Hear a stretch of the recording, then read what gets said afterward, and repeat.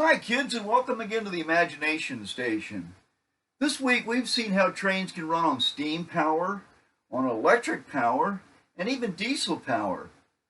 But there's no solar powered trains yet.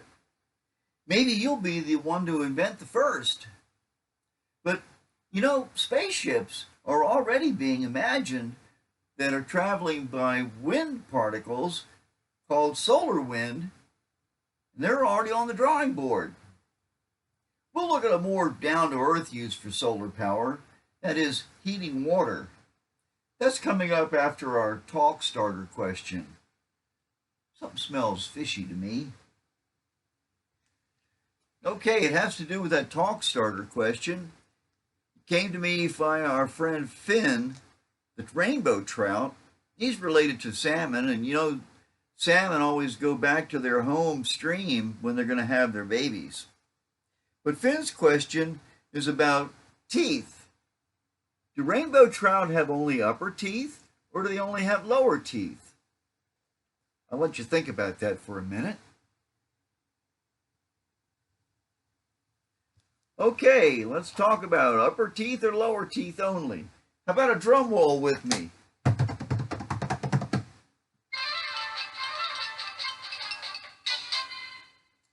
Very good. Yeah, they only have upper teeth. Imagine that. Well, I want you to stand by for the old engineer and his son.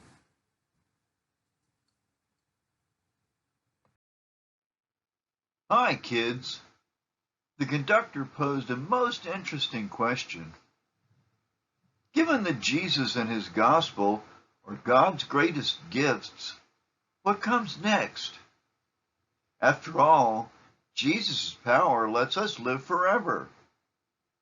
Trust Jesus forever and ever.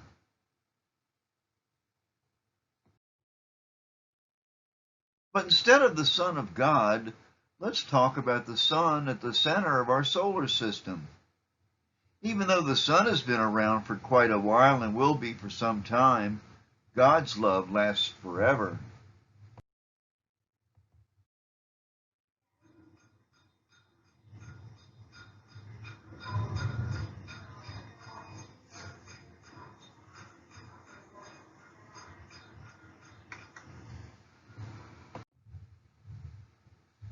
The sun is the star closest to us, but is still some 93 million miles away. That is so far that it takes light about 8 minutes to reach the Earth.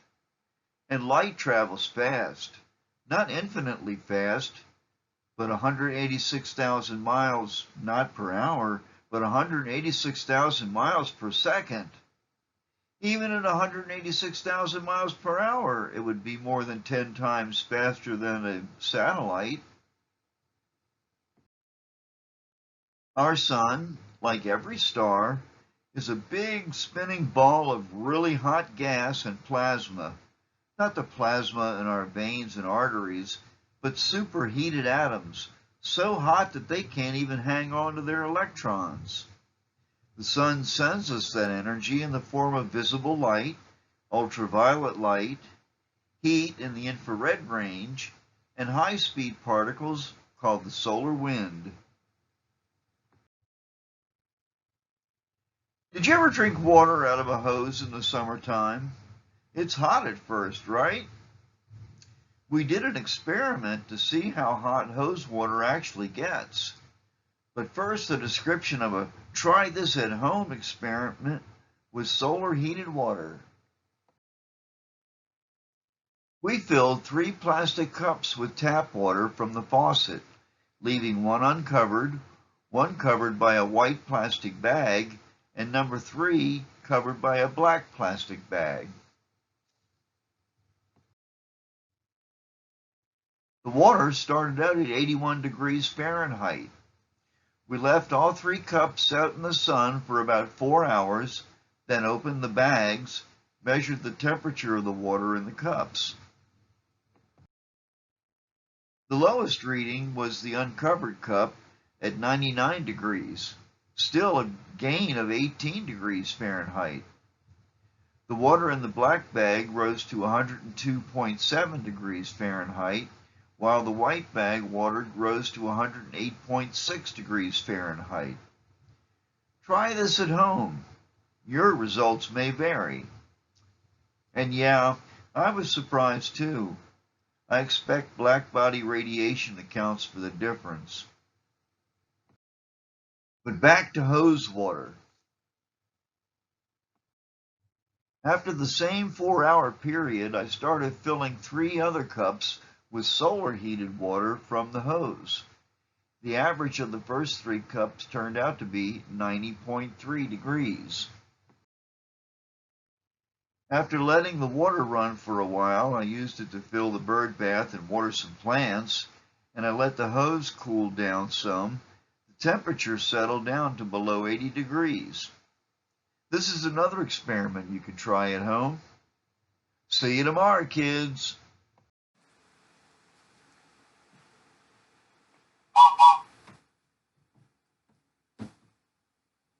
Hey, kids. I'm going to show you a quick demonstration today. This is probably not an at-home experiment. It's a chain reaction. Well, without the nuclear radiation. It's a chain of beads that'll be flying up and over this container. And it's a story about conservation of momentum. The beads flying up and out have not only weight, but velocity. Those two things taken together are momentum. But the beads falling also have momentum. They have weight and they have velocity. They're falling. But since they're connected, the ones going up and the ones going down have to balance the momentum. So watch the very tip top of the edge of the container and see if you can see some magic happening. Watch this.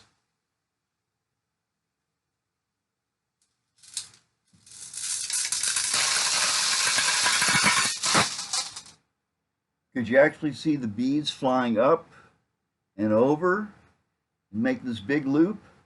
That's conservation of momentum.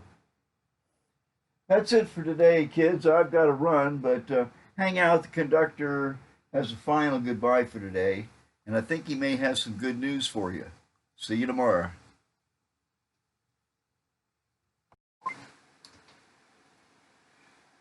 Did I say his sun? I meant the sun. I mean, it's only a cool 93 million miles from us, and it is the center of our solar system. We learned that the sun's energy can be absorbed by water, and we can even measure it. You know, we're in this world, but we're not of this world. Our permanent home is with our Father in heaven. It's like our Bible point said, Jesus' power lets us live forever. Exactly right. Trust Jesus. Now, I want to talk a little bit about tomorrow's Imagination Station's doings. The old engineer has some fun wrapped up for you as we wrap up the Rocky Railway Vacation Bible School week tomorrow. So you're going to put on your best magnetic personality and join us then. I'll see you in the station, Imagination Station.